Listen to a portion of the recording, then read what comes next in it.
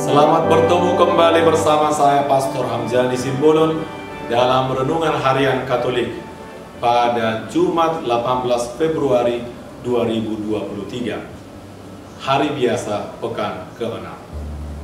Kita akan mendengarkan bacaan Injil yang diambil dari Injil Markus bab 9 ayat 2 sampai 13. Mari kita dengarkan. Tuhan bersamamu. Inilah Injil Yesus Kristus menurut Markus.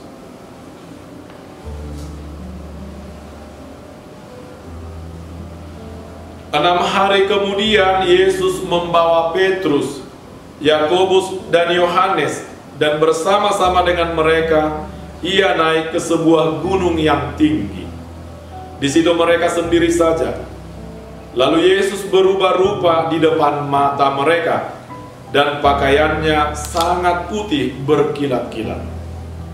Tidak ada seorang pun di dunia ini yang dapat mengelantang pakaian seperti itu.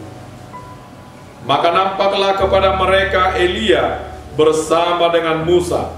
Keduanya sedang berbicara dengan Yesus. Kata Petrus kepada Yesus, "Rabi, betapa bahagianya kami berada di tempat ini.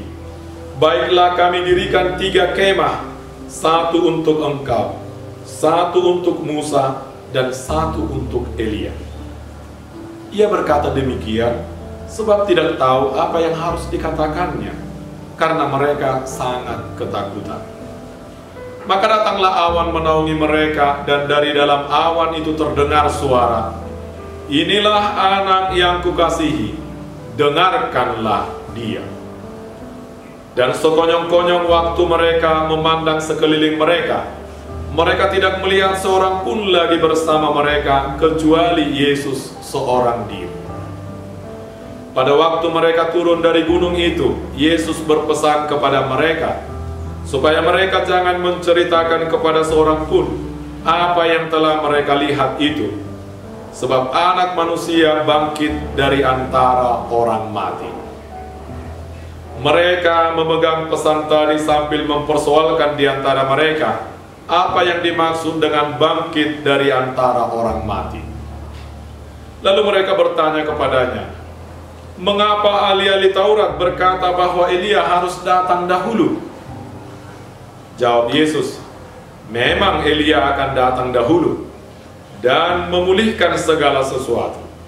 Hanya bagaimanakah dengan yang ada tertulis mengenai anak manusia, bahwa ia akan banyak menderita dan akan dihinakan? Tetapi aku berkata kepadamu, memang Elia sudah datang, dan orang memperlakukan dia menurut kehendak mereka, sesuai dengan yang ada tertulis tentang dia." Demikianlah sabda Tuhan. Bapak, Ibu, dan saudara-saudari terkasih, ada kutipan yang sangat menarik dari bacaan Injil yang baru saja kita dengarkan. Yesus membawa Petrus, Yakobus, dan Yohanes naik ke sebuah gunung yang tinggi. Lalu Yesus berubah rupa di depan mata mereka. Kata Petrus kepada Yesus, "Rabi, betapa bahagianya kami berada di tempat ini. Baiklah kami dirikan 3 kemah, 1 untuk engkau, 1 untuk Musa, dan 1 untuk Elia." Mereka turun dari gunung. Bapak, Ibu, dan saudara-saudari terkasih, pernahkah Anda merasa bahagia menjadi pengikut Yesus? Orang yang mengikuti Yesus hanya setengah-setengah, hanya karena ikut teman, atau hanya karena formalitas, tentulah sulit merasakan kebahagiaan ini. Akan tetapi, orang yang dengan total menjadi pengikut Yesus, mau melayani, berbuat baik dalam hidup, pastilah dia akan merasakan kebahagiaan sekalipun ia mengalami banyak tantangan dan pencobaan dalam hidupnya, seperti sakit yang tak sembuh-sembuh, usaha gagal, atau anak-anak juga kurang baik hidupnya. Karena mereka percaya pada Yesus, mereka tetap kuat dan mereka juga merasakan kebahagiaan itu. karena mereka ada bersama Yesus. Dalam bacaan Injil hari ini, Yesus membawa 3 muridnya ke atas gunung yang tinggi, yakni Petrus, Yakobus, dan Yohanes. Membawa, itu artinya ketiga murid ini mengikuti Yesus, ada bersama Yesus. Dan karena mereka mau mengikuti Yesus, mau bersama dengan Yesus, mereka menyaksikan bahwa Yesus berubah rupa. Pengalaman ini membuat mereka bahagia. Artinya mengikuti Yesus, tinggal bersama Yesus, menemukan pengalaman yang membahagiakan dan menggembirakan karena ada bersama Yesus. Petrus berkata, "Rabi, betapa bahagianya kami ada di tempat ini."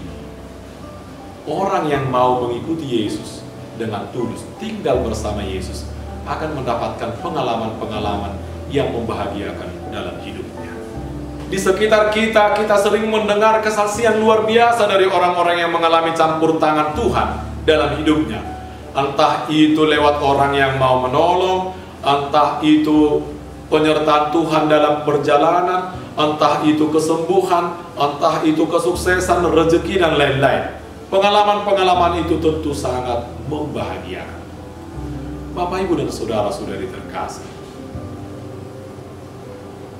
ini pesan pertama, bahwa dengan mengikuti Yesus, tinggal bersama Yesus, menyaksikan pengalaman-pengalaman luar biasa yang adalah karunia-karunia Tuhan, dan itu mendatangkan kebahagiaan dan sukacita dalam hidup kita.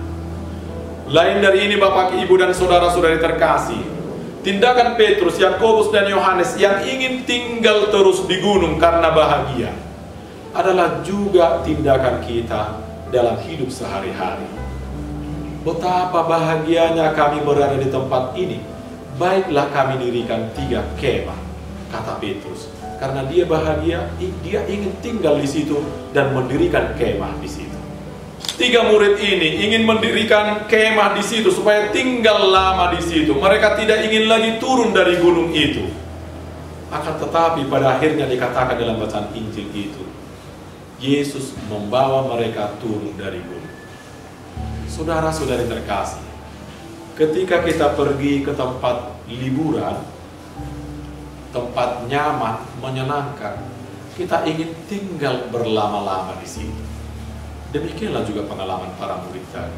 Ingin berlama-lama tinggal di gunung itu, karena di situ ada kebahagiaan, ada penampakan, kesaksian yang luar biasa di situ. Kita pun ketika pergi rekreasi, kita ingin tinggal lama-lama di situ. Kita tidak ingin kembali ke rutinitas kita, bekerja sehari-hari. Kita ingin tinggal lama. Inilah juga yang kita alami dalam kehidupan kita sehari-hari. Ketika kita tinggal pada tempat dan situasi yang aman-aman saja, kita tidak lagi mau menerima tempat dan situasi yang baru. Apalagi kalau tempat dan situasi itu sulit. Kita tidak berani menegur orang yang berbuat salah karena kita takut hubungan kita yang dulu baik-baik saja menjadi terganggu. Kita tidak mau pergi ke pesta orang lain karena kita takut capek atau habis uang untuk ongkos. Kita tidak mau menjadi pelayan di gereja karena nanti habis banyak waktu, pikiran, dan tenaga. Kita tidak mau mencoba pekerjaan yang lebih baik karena takut nanti kita mendapat suasana yang tidak enak atau kita mengalami kegagalan. Kita tidak mau keluar dari zona nyaman kita, dari gunung tempat kebahagiaan kita. Kita tetap tinggal begini-begini saja pada situasi ini. Kita sulit dan tidak mau berkembang karena kita sudah nyaman dengan keadaan kita. Entah itu keadaan miskin, entah itu keadaan kaya, entah itu keadaan damai, tapi kita tidak mau keluar dari zona ini. Ada orang yang nyaman dengan kemiskinannya, nyaman dengan mentalitas meminta-minta pada orang lain, nyaman dengan bantuan-bantuan yang datang, sehingga tidak mau bekerja, tidak mau mencari pekerjaan, tidak kreatif. Terlalu nyaman dan tidak mau hidup atau mendapat suasana dan situasi baru. Dan karena itu, Bapak, Ibu, saudara-saudari terkasih, biarlah kita berpikir dan merasa biarlah begini-begini saja, biarlah kita tetap miskin. orang tidak mau berubah, orang tidak mau kreatif, orang tidak mau bekerja, orang tidak mau mencari pekerjaan yang lebih baik lagi untuk kebahagiaan. Dan karena itu kita tidak berkembang. Kita tidak mau keluar dari zona nyaman kita, tidak mau turun dari gunung kebahagiaan kita. Kita tetap tinggal di situ, dan pada akhirnya kita tidak mengalami perkembangan dalam hidup. Semoga Tuhan memberkati kita semua. Amin.